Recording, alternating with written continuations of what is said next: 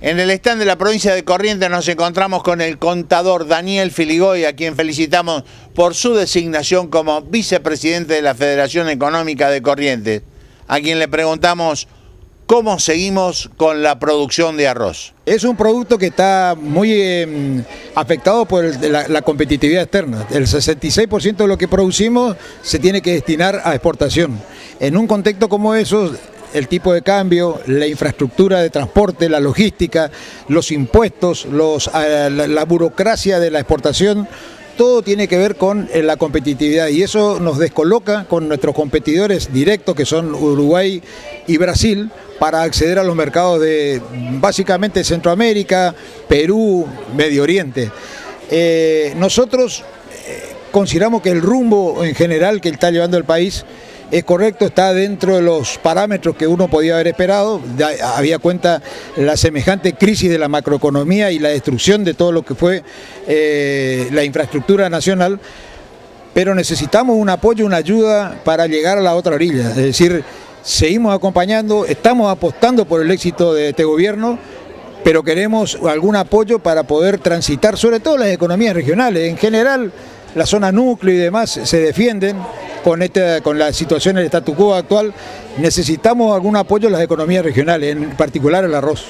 El año pasado con el arroz, el Ministerio de Agricultura de la Nación le hizo un aporte para el tema del flete, para equilibrar un poco. Yo le preguntaba a algún ingeniero agrónomo cuando viene el gerente general de la empresa y le dice, baje los costos, y ustedes miran el flete y sale más caro que producir arroz, verdaderamente se agarran la cabeza.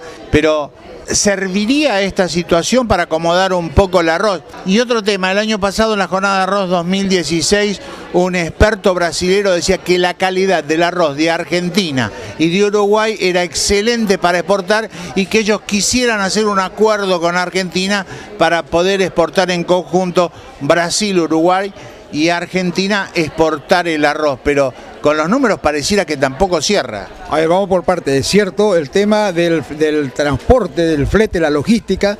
Imagínate, tenemos que transportar para un barco 700, 800 camiones para completar 20.000, 24.000 toneladas. Tenemos que hacer 700, 800, 900 kilómetros. La particularidad de que el cultivo del arroz se hace en el NEA, estamos en una producción, un cultivo regional estirado, se puede decir, y no es lo mismo estar a 100, 150 kilómetros del puerto de Buenos Aires o de Concepción del Uruguay que estar en Formosa, Chaco o en el norte de Corrientes. La diferencia de kilómetros es la diferencia entre poder exportar y no exportar. Esa es la realidad. El año pasado, como bien decías, el gobierno nacional nos dio una ayuda en términos de poder compensar y hacer que homogeneizar, tomamos como referencia la ciudad de Mercedes como eje promedio de todas las distancias, de manera tal que los que estaban más al norte recibían un mayor apoyo que los que se acercaban al puerto de destino. Para que todos tengan la misma rentabilidad. Por lo menos poder trabajar y exportar. Yo no te hablaría ni siquiera de rentabilidad, era sacar la producción, exportar, recuperar lo invertido y poder volver a empezar. Porque rentabilidad hace 4 años que el sector no tiene. Y esa es precisamente la descapitalización que hay en el sector y que hace que muchos productores tengan que ir dejando su producción, aunque se mantenga la superficie sembrada, porque son reemplazados por empresas más grandes con capital de trabajo y financiamiento internacional. El punto 2, es cierto, tenemos una de las mejores calidad de arroz internacional, por lo menos para los mercados que piden este tipo de arroz largo fino, tipo americano, con muy buena cocción, con muy buena transparencia del grano, etcétera, etcétera. Son aspectos cualitativos que exigen los mercados que más pagan y efectivamente nosotros accedemos a los mercados que pagan el mejor precio. Y aún así, fíjate, no podemos todavía ni que hablar si tuviéramos que competir contra los arroces de menor calidad de la región de Asia, ¿no? Que tiene precios sustancialmente inferiores a los nuestros. El tercer punto que mencionaba es la posibilidad de comercializar en conjunto esta región de Mercosur. Algo se hace con Uruguay, porque hay algunas empresas que están radicadas en los dos países, entonces cuando se hace una operación de un barco o 2 barcos para Irak, por ejemplo, una parte se hace en Argentina, otra parte se completa en Uruguay y se completa el barco, ¿no? No es sencillo, aunque puede ser una aspiración, no es sencillo combinar un negocio donde se puedan participar las 3 partes o 2 partes. Así que todo indica que cuando las condiciones se mejoren, básicamente bajando la presión tributaria, cambiando el costo laboral, que no el salario del trabajador, que son bien pagados porque es una especialidad que nosotros queremos cuidar a los trabajadores. Ahí hay una relación muy estrecha entre el empleador y el empleado. Cuando tengamos el tren que vaya desde Mercedes directo a puerto para descargar de vagones a bodega de barco, bueno, cuando esas condiciones se den, nosotros vamos a estar en excelentes condiciones para abastecer a todos los países de Occidente que no tienen, que le falta arroz, porque todos producen, pero muy pocos, un rango de 20 países en el mundo tienen saldo exportable. El resto producen, pero tienen que importar, porque el consumo interno supera la producción. Como asesor en la provincia de Corrientes, amigo y compañero del ingeniero Jorge Vara, han logrado un montón de objetivos, entre ellos están iniciando la apertura de un puerto para bajar los costos y demás. Pero tu evaluación de estos 8 años de gestión, vos que estuviste viendo todo el trabajo que realizaron en la provincia de Corrientes, este equipo de trabajo de Colom y Jorge Vara. Bueno, hubo un buen tándem del gobernador, el ministro de Hacienda, Enrique Bastores, y Jorge Vara en el Ministerio de Producción.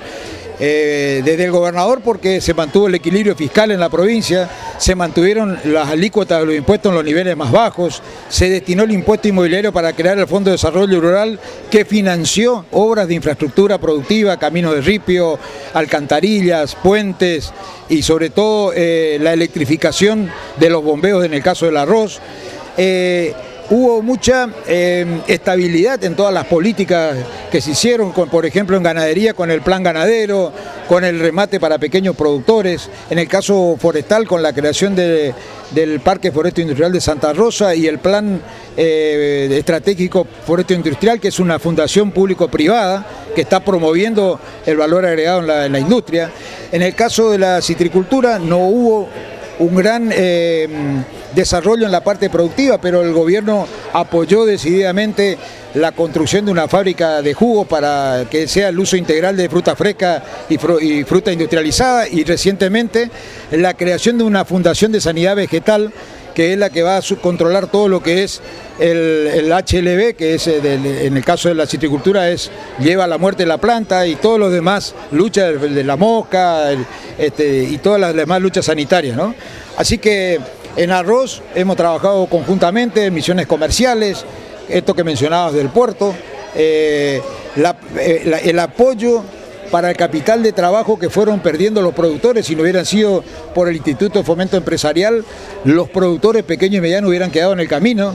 Hemos perdido muchos productores, aunque mantuvimos la superficie sembrada, y eso no es bueno, porque cuando las empresas grandes cambian sus portafolios de inversión, puede ocurrir que un día tomen otro camino, otra actividad productiva, o por momentos retiren la inversión de donde están produciendo y volcándola a otra actividad, y podríamos dejar a la provincia sin un cultivo que es el cultivo nato de la provincia, que es el arroz, que es el único cultivo extensivo que se puede hacer en la provincia.